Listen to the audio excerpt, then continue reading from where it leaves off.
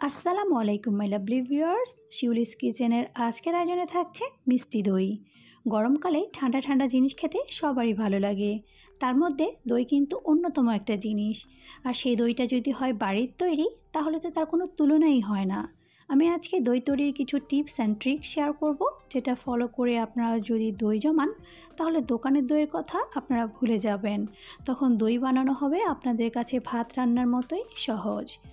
রেসিপিটি দেখার আগে যারা এখন আমার চ্যানেলটিকে সাবস্ক্রাইব করেননি তাদের প্রতি অনুরোধ রইল, প্লিজ আমার চ্যানেলটিকে সাবস্ক্রাইব করে দিবেন, যাতে করে আমি ভিডিও শেয়ার করা মাত্রই আপনারা দেখতে পারেন। তাহলে চলুন আমি কিভাবে এই মিষ্টি দইটি জমিয়েছি তার রেসিপিটি আপনাদের সাথে শেয়ার করি। আজকের এই মিষ্টি দইটা তৈরি করার জন্য আমি এখানে 1 লিটার পরিমাণ মিল্ক বিটার ফুল ক্রিম তরল দুধ নিয়েছি। আপনারা চাইলে এখানে আড়ং বা গরুর দুধটাও নিতে পারেন, তবে অবশ্যই চেষ্টা করবেন দুধটা যেন ফুল ক্রিম যুক্ত হয়। এরপর আমি দুধটাকে জাল দিয়ে এর থেকে 1 কাপের মতো দুধ কমিয়ে নিব। এই দুধটাকে আবার খুব বেশি ঘন করতে যাবেন না, তাহলে কিন্তু দইটা খেতে আঠালো লাগবে। দুধটা জাল হতে হতে আমি এখানে দই বীজটা রেডি করে নিচ্ছি। এই জন্য আমি একটি ছাঁকনি নিয়ে তার মধ্যে 1/2 কাপ পরিমাণ মিষ্টি দই নিয়ে নিচ্ছি। আপনি এখানে দই বীজ হিসাবে টক দইটাও ব্যবহার করতে পারেন, তবে ছাঁকনি দিয়ে ছেঁকে নেবেন। এতে করে দইয়ের মধ্যে যে এক্সট্রা পানি থাকে সেটা ঝরে যাবে। এতে করে যখন আপনি দই জমাবেন সেই দইটা সহজে পানি ছেড়ে দিবে না। এখন আমি দুধের মধ্যে 1/3 কাপ পরিমাণ চিনি দিয়ে দিচ্ছি। মিষ্টিটা আপনারা আপনাদের স্বাদ অনুযায়ী দিতে পারবেন। আমার কাছে মিডিয়াম মিষ্টিটা ভালো লাগে, তাই আমি এখানে 1/3 কাপ পরিমাণই দিচ্ছি। আপনারা চাইলে এখানে 1/2 কাপও দিয়ে নিতে পারেন। এখন আমি দইয়ের কালার আনার জন্য ক্যারামেল তৈরি করে নিব। এজন্য একটি প্যান চুলায় বসিয়ে দিচ্ছি আর এতে দিয়ে দিচ্ছি 1/3 কাপ পরিমাণ চিনি। এরপর আমি এখানে দিয়ে দিচ্ছি 2 টেবিল চামচ পরিমাণ পানি। এখানে চিনি ও পানিটাকে আমি খুব ভালো করে নেড়ে মিশিয়ে নিচ্ছি। এই সময় অবশ্যই চুলার আঁচটাকে কমিয়ে নেবেন, তা না হলে দেখা যাবে ক্যারামেলটা পুড়ে যাবে, তখন ক্যারামেলটা তিতা হয়ে যাবে আর দইটা খেতে ভালো লাগবে না।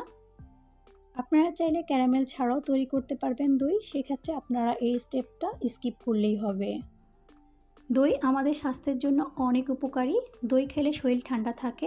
এছাড়াও ভারী খাবার পর যখন আপনি দই খাবেন তখন এটি আমাদের খাবার হজম করতে সাহায্য করে। আমার এখানে ক্যারামেলটা হয়ে গিয়েছে। আমি এখন এর মধ্যে জাল করে নেওয়া দুধের থেকে 1 কাপ পরিমাণ দুধ দিয়ে খুব ভালো করে নেড়ে মিশিয়ে নিচ্ছি।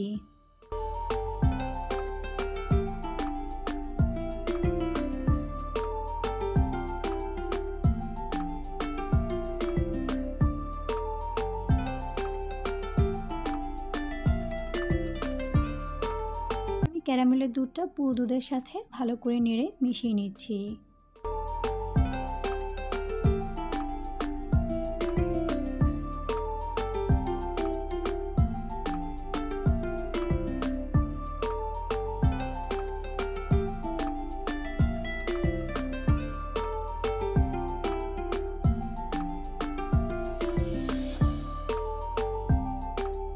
এখন আমি চুলাটাকে কমিয়ে দিচ্ছি, এতে করে উপরে সুন্দর করে একটা সর পড়বে আর আমি সেই সরটাকে তুলে নিচ্ছি। আমার কাছে দইয়ের মধ্যে সর দিলে সেই দইটা খেতে বেশি ভালো লাগে, তবে আপনারা যদি পছন্দ না করেন সেই ক্ষেত্রে এটা বাদ দিতে পারেন। আপনারা যদি দুধ থেকে সর না তুলতে চান তাহলে এই পর্যায়ে আপনারা নামিয়ে এটাকে দিয়ে দই তৈরি করে ফেলতে পারবেন।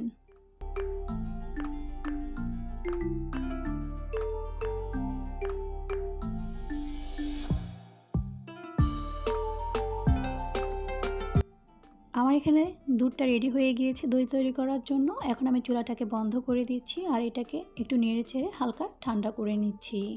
দই তৈরি করার জন্য একটি গুরুত্বপূর্ণ টিপস হচ্ছে, আপনি যখন দুধটা আর দইটা মিলাবেন তখন অবশ্যই দুধটা এমন থাকবে যেন আপনি একটি আঙুল চুবিয়ে রাখতে পারেন। তা না হলে দেখা যাবে আপনি যখন দুধটা সাথে দইটা দিবেন তখন এটা ছানা ছানা হয়ে যাবে। তাই অবশ্যই একটি আঙুল চুবিয়ে আপনি যখন দুধটা সহ্য করতে পারবেন তখনই আপনি সেই পর্যায়ে দইটাকে মিশিয়ে নেবেন। আমার এখানে দুধটা কুসুম গরম থাকা অবস্থায় আমি এর মধ্যে দইটাকে দিয়ে দিচ্ছি।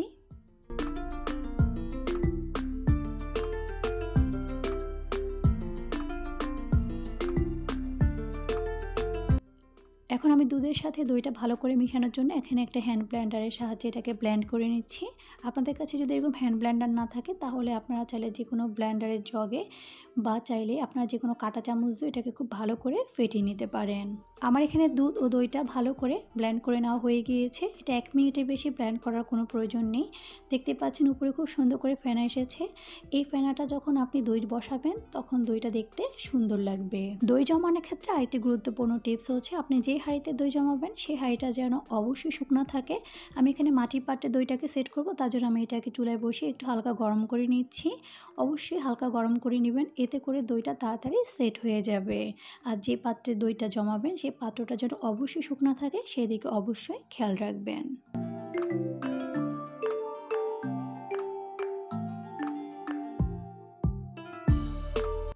আমার এখানে সবটুকু দুধ ঢেলে নেওয়া হয়ে গিয়েছে। আমি এখন এটার মধ্যে একটা ফয়েল পেপার দিয়ে এটাকে ঢাকনা দিয়ে দিচ্ছি। আপনাদের হাতের কাছে যদি ফয়েল পেপার না থাকে তাহলে আপনারা যে কোনো ঢাকনা এখানে ব্যবহার করতে পারেন।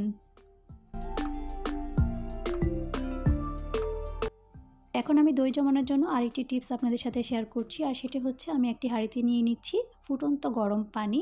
ফুটন্ত গরম পানিতে এমনভাবে হাঁড়িতে রাখবেন যাতে সেটা দইয়ের পাত্র স্পর্শ না করে, শুধু তাপটুকু পায়। এটা অবশ্যই খেয়াল রাখবেন। আমি এখন এই গরম পানিটার উপরে বসিয়ে দিচ্ছি দইয়ের পাত্রটাকে, এতে করে দই খুব তাড়াতাড়ি জমে যাবে।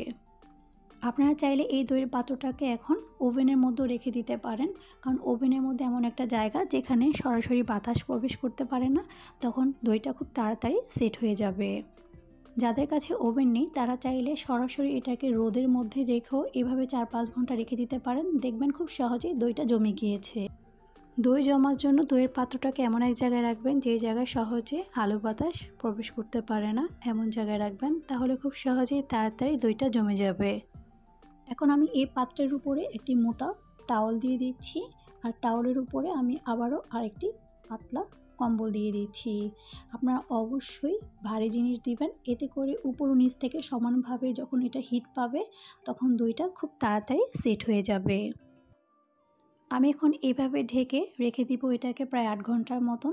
ফিরে আসছি 8 ঘন্টা পর। 8 ঘন্টা পর আমি এখন উপর থেকে টাওয়াল আর কম্বলটাকে সরিয়ে নিচ্ছি। এরপর আমি ফয়েল পেপারটাকে খুলে নিচ্ছি। দেখতেই পাচ্ছেন মাশাআল্লাহ দইটা কি সুন্দর করে সেট হয়ে গিয়েছে। আমি এখন দইটাকে 1 ঘন্টার জন্য নর্মাল ফ্রিজে রেখে দিচ্ছি। ফিরে আসছি 1 ঘন্টা পর। 1 ঘন্টা পরে পরিবেশন করে দিচ্ছি ঠান্ডা ঠান্ডা মিষ্টি দই। আমার আজকের এই রেসিপিটির প্রত্যেকটি স্টেপ যদি আপনারা ফলো করে সঠিকভাবে মিষ্টি দই তৈরি করে থাকেন, ইনশাআল্লাহ আপনাদের মিষ্টি দইও হবে এরকম পারফেক্ট।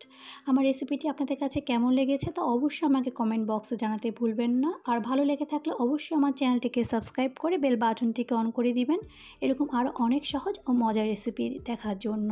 আর অবশ্যই আপনাদের ফ্রেন্ডস ও ফ্যামিলির সাথে আমার রেসিপিটি শেয়ার করবেন। আজকে তাহলে এখানেই বিদায় নিচ্ছি। দেখা হবে আবারও নতুন এক রেসিপিতে।